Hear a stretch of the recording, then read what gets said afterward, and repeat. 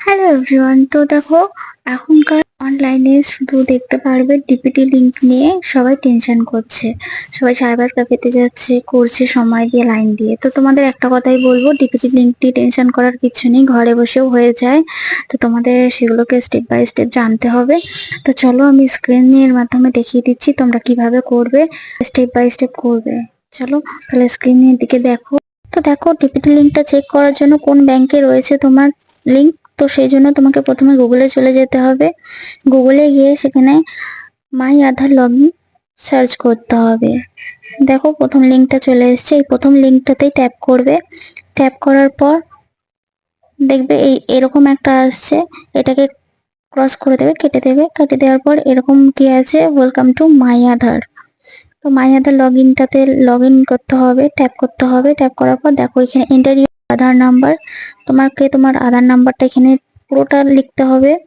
লেখার পর নিচে এই যে ক্যাপচারটা দেওয়া রয়েছে পাশে, এই ক্যাপচারটাকে এখানে এন্টার করতে হবে।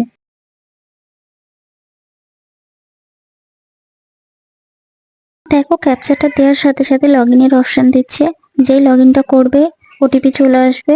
একটা জিনিস কিন্তু মাথায় ভালো করে রাখবে যে যেই নাম্বারটা আধার কার্ডের সাথে লিংক করা সেই নাম্বারটাতে কিন্তু ওটিপি আসবে, তো সেই নাম্বারটা রাখতেই হবে কাছে। তারপরে দেখো এই যে একটা পেজ খুলে এসেছে, পেজটার মধ্যে দেখো দেখাচ্ছে ব্যাংক সিডিং স্ট্যাটাস। তুমি ওটাতে ট্যাপ করলে দেখো কোন ব্যাংকে তোমার লিংক রয়েছে। যাদের ধরো ব্যাংকে বহুদিন ধরে আপডেট দেওয়া নেই, কিংবা এরকমও হয়েছে অনেক ক্ষেত্রে যাদের অনেক পুরনো ব্যাংক অ্যাকাউন্ট রয়েছে, সেই অ্যাকাউন্টের সাথে লিংক হয়ে গেছে, সেখানে অ্যাক্টিভ দেখাচ্ছে। তো সেটাকে চেঞ্জ করে কোন ব্যাংকে এখন তুমি লেনদেন করতে চাও এই অন্নপূর্ণা ভান্ডারের জন্য, তো সেইটাতে নিয়ে আসবে কি করে দেখো।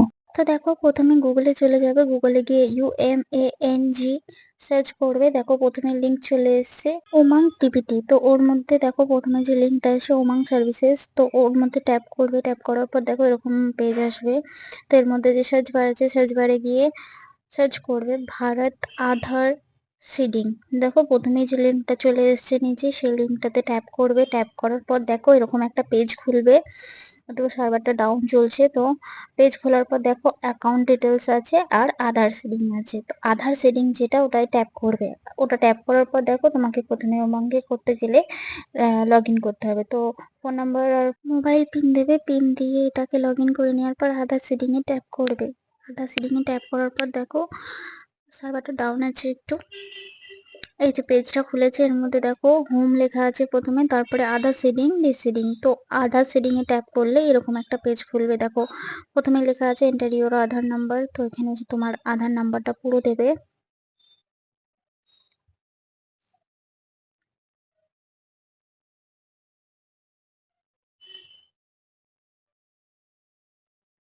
আধার নাম্বারটা দেওয়া হয়ে গেলে দেখো ট্যাপ করবে, সিলেক্ট করবে। সিডিংটা সিলেক্ট করার পর দেখো সিলেক্ট ইউর ব্যাংক।